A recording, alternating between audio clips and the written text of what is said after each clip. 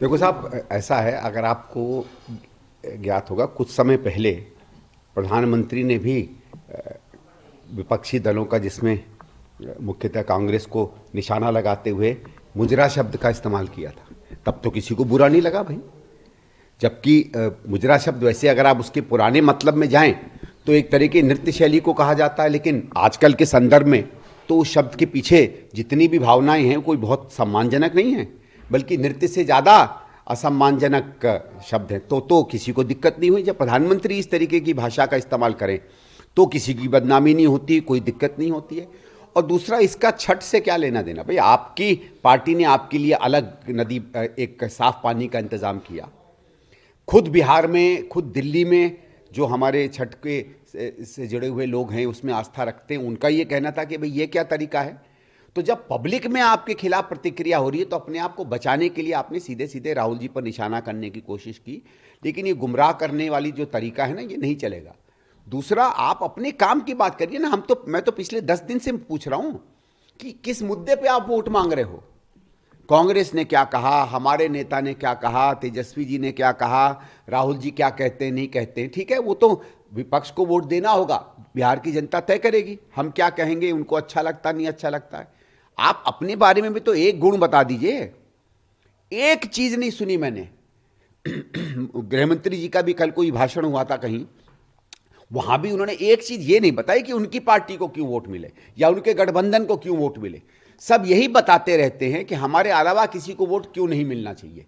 और वो negative campaigning, विपक्ष का तो अधिकार होता है, सत्ता पक्ष का पॉजिटिव कैंपेन पर ही वोट मिलता है।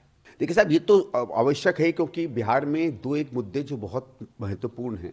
एक तो वहाँ नौकरी का रहा है, वहाँ से पलायन होने की बात, वहाँ के युवाओं को वहीं रोजगार देने की बात, ये चीज़ें प्रधानमंत्री नीतीश जी बहुत समय से वहाँ वायदे करते रहे हैं। और अगर आप देखें कि जनमानस में ये भावना रही है कि जब तेजस्वी जी मंत्री थे, उन्होंने जो नौकरियां दी थी, उसके अलावा पिछले 9, 10, 11 साल में कहीं ना नौकरियां नहीं खुली हैं, ना प्राइवेट सेक्टर में ना सरकारी सेक्टर में कहीं किसी को कोई रोजगार मिल पाया है। तो इस पर जो प्रधानमंत्री आज से 11, 12 साल पहले हर साल कितना 2 करोड़ 4 करोड़ नौकरियां देने की बात करते थे, वो उनके वायदे बिल्कुल औंधे मुंह गिरे हैं। बिहार में वहाँ की समृद्धि, और समृद्धि में नौकरी बहुत बड़ी चीज़ होती है। समाज की समृद्धि की अगर आप बात करें, उसके वायदे करते थे, उसमें कहीं कुछ होता नहीं दिखता है, ना भारत सरकार की तरफ से ना बिहार की सरकार की तरफ से। हाँ, आपने फ्री फंड में लोगों को जरूर कुछ राहत पैसे बांटे, लेकिन वो भी एन चुनाव के 2 या 3 महीने पहले।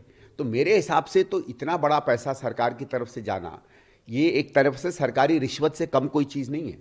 तो जब वो पार्टी जो नौकरी देना चाहती थी, आपको समृद्ध बनाना चाहती थी, आपको आत्मनिर्भर बनाना चाहती थी, और ज़्यादा आपको सरकार की फ्री फंड पर निर्भर करने की कोशिश कर रही है और वोट लेने की कोशिश कर रही है, तो इन वायदों से ही, या इन जो ये पैसे डिलीवरी हुआ था, इसी से पता चल जाता है कि इन्होंने जो बड़े विकास के वायदे किए थे सब बिल्कुल निरर्थक निकले।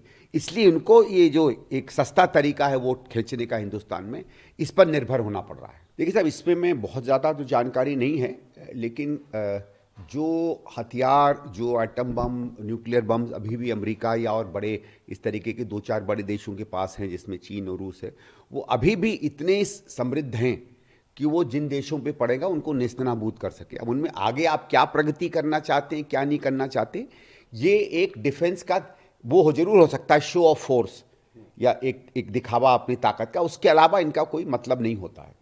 और मैं तो हमेशा इसका पक्षधर हूँ कि न्यूक्लियर टेस्ट एक स्तर से ज़्यादा करने की आपको ज़रूरत नहीं है। परमाणु बम जो हैं वो एक चीज़ मानी गई है कि एक डेटरेंट रहे हैं। जिन जिन देशों ने परमाणु बम का परीक्षण किया है और उसकी क्षमता और ताकत रखते हैं, उन देशों पर दूसरा व्यक्ति जब भी कोई आंख उठाता है तो बहुत केयरफुली उठाता है।